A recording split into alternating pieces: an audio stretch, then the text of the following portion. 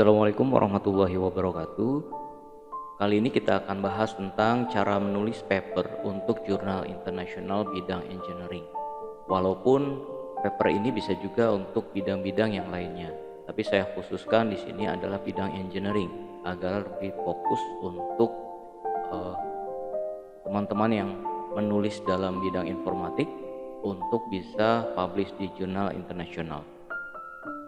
Secara umum bagian dari paper itu dibagi menjadi 4, yaitu yang pertama adalah introduction, yang kedua adalah method, yang isinya ada algoritma, prosedur, specific design, kemudian ada riset method.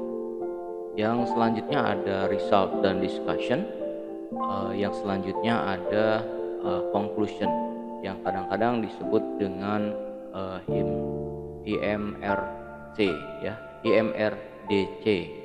Nah, bagian dari paper ini akan kita bahas satu persatu dan bagian-bagian yang penting lainnya. Di bagian pendahuluan atau introduction section ini kita diwajibkan untuk menjelaskan konteks penelitian dan nyatakan tujuan yang tepat.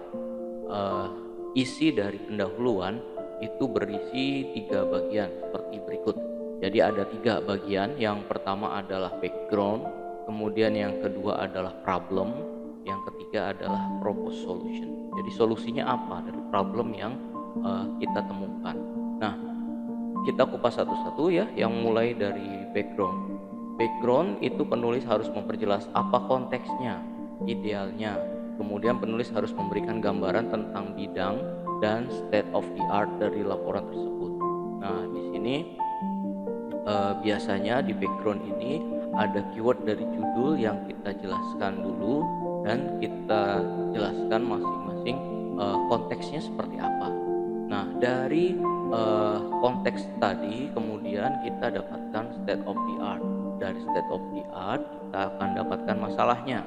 Nah, jika tidak ada masalah maka tidak akan ada alasan untuk menulis naskah. Jadi yang penting adalah masalahnya. Nggak ada masalah ya nggak usah ditulis. Nah, sekarang berarti kita harus temukan masalahnya dari background yang ada di state of the art laporan tersebut. Nah, tentunya ini menjadi sangat penting untuk menemukan masalah ini karena bagian dari yang akan kita kerjakan itu adanya di masalah ini. Jadi kita harus memberitahu pembaca mengapa mereka harus melanjutkan membaca karena adanya masalah tersebut. Nah, pengalaman menunjukkan bahwa untuk bagian ini beberapa baris aja cukup ya untuk mendapatkan masalahnya. Nah, kemudian dari masalah yang sudah didapatkan, kemudian dilanjutkan dengan solusi apa yang kita ajukan.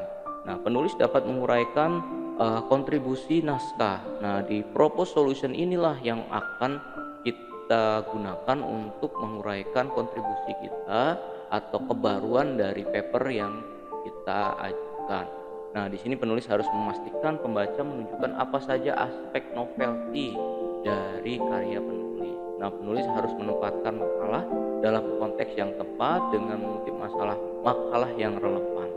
Pada propose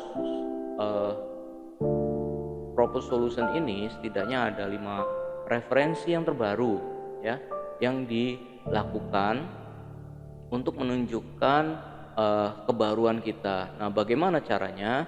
Nah, caranya adalah dari 5 paper tersebut itu masing-masing menyelesaikan masalah yang kita kerjakan.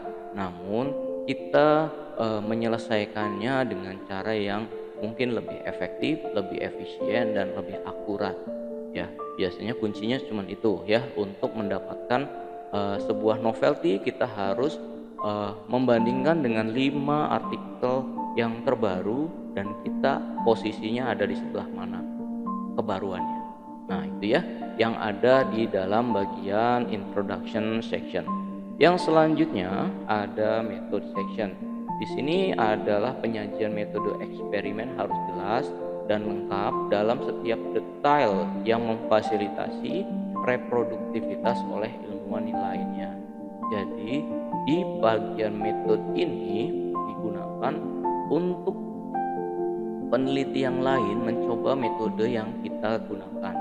Jadi harus bisa ditiru sehingga direproduksi oleh penelitian lain yang gunanya adalah untuk melahirkan kebaruan-kebaruan yang lain oleh penilmuan yang lainnya. Selanjutnya, untuk bagian result dan discussion section, ini presentasi harus hasilnya itu harus sederhana ya dalam penyampaiannya, lugas dalam gaya. Kemudian bagian ini melaporkan temuan terpenting termasuk hasil analisis statistik yang sesuai dan perbandingan dengan hasil penelitian lainnya. Kemudian hasil yang diberikan dalam angka tidak boleh diulang dalam tabel. Jadi kalau misalkan sudah ditulis dalam angka-angka, itu tidak perlu lagi ditulis dalam tabel. Tapi kalau ditulis dalam tabel itu nanti harus dirujuk pada bagian tulisan kita. Nanti akan kita bahas tentang gambar dan tabel ini. Nah, disinilah penulis harus menjelaskan dengan kata-kata apa yang dia temukan dalam penelitian ini. Itu harus ditata dengan jelas dan urutannya logis. Kemudian bagian ini harus didukung dengan referensi yang sesuai. Biasanya pada bagian result and discussion ini sedikit referensinya. Biasanya yang paling banyak itu adanya di bagian latar belakang dan metode. Selanjutnya, ini bagian yang terakhir di dalam penulisan paper. Di dalam conclusion section ini merangkum kalimat-kalimat hasil utama penelitian dalam sebuah paragraf yang isinya adalah apakah klaim di bagian ini didukung oleh hasil, apakah terlihat masuk akal. Ini ya, nanti penilaian dari si reviewer tuh seperti ini. Sudahkah penulis menunjukkan bagaimana hasil berhubungan dengan harapan dan penelitian sebelumnya? Kemudian apakah artikel mendukung atau bertentangan dengan teori sebelumnya? Nah, kemudian apakah kesimpulan menjelaskan bagaimana penelitian telah memajukan tubuh pengetahuan ilmu secara ilmiah. Nah, itulah 4 bagian yang harus kita bahas dalam sebuah paper yang akan disubmit pada jurnal internasional.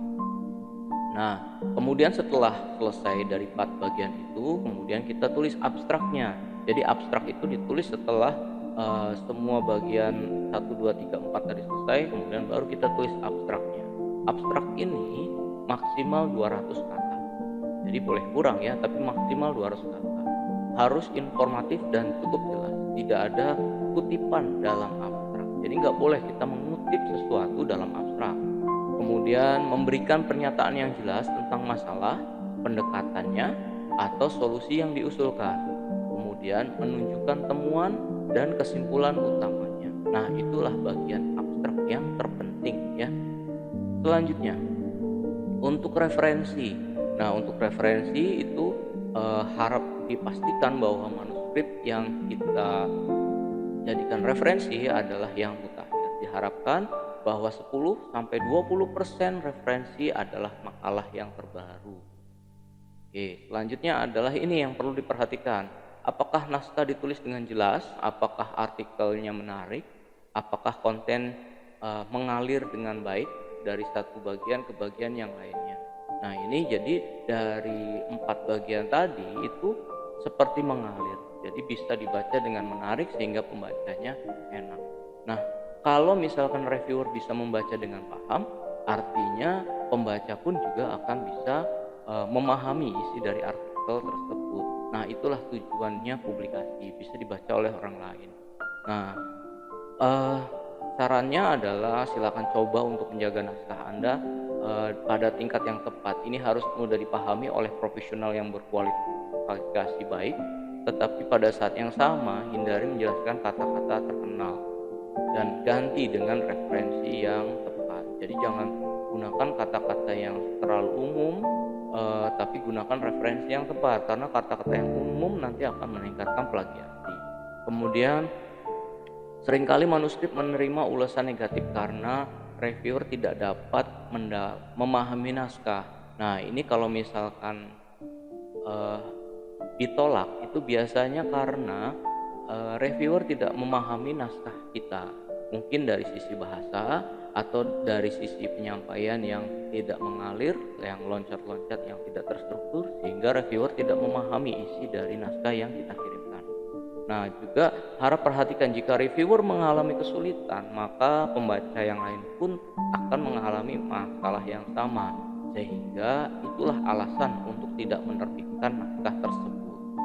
Selanjutnya, ini tentang kutipan. Nah, apakah Anda memiliki cukup referensi gitu ya? Nah, kemudian misalkan jurnal mengharapkan minimal 25 hingga 30 referensi utama untuk jurnal. Nah, ini tergantung dari panjang makalahnya. Biasanya jurnal internasional itu panjangnya adalah 8 sampai 15, tapi rata-rata itu di angka 8-10 ya. 8-10 itu sudah yang paling banyak untuk jurnal internasional. Yang 15 itu jarang. Kemudian kutipan buku teks itu harus sangat jarang digunakan.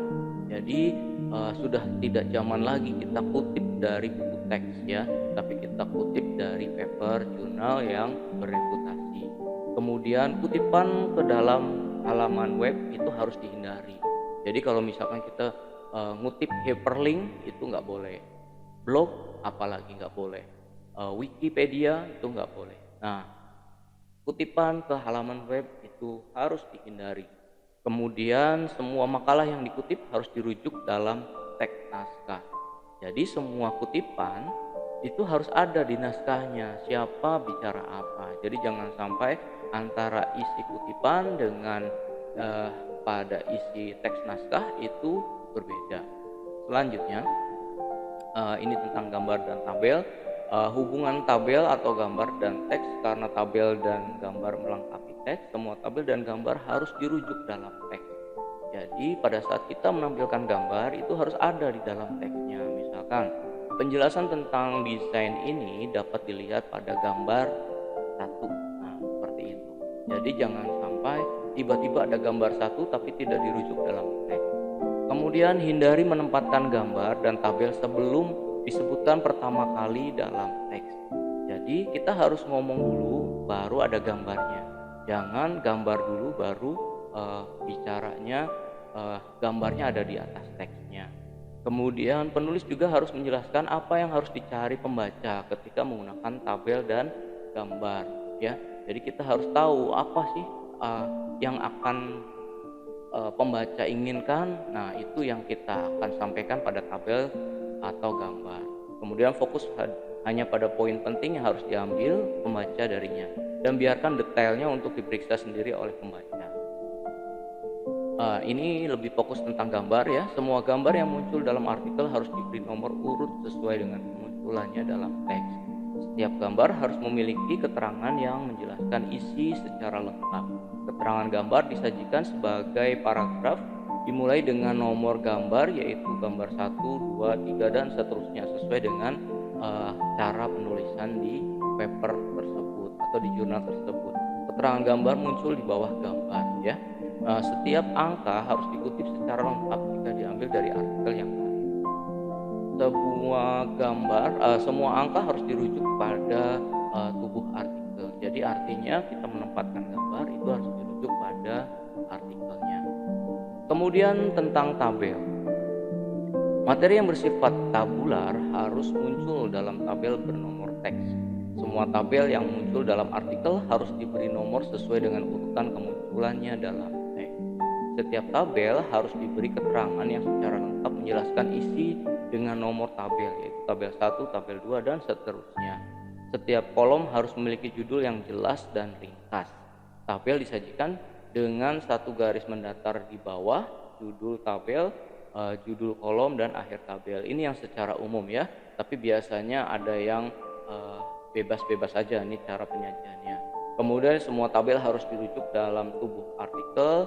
Kemudian setiap tabel harus dikutip secara lengkap jika diambil dari artikel yang lain.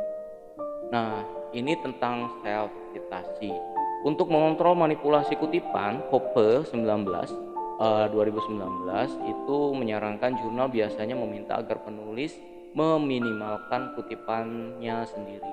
Jadi misalkan saya mengambil dari tulisan saya sebelumnya.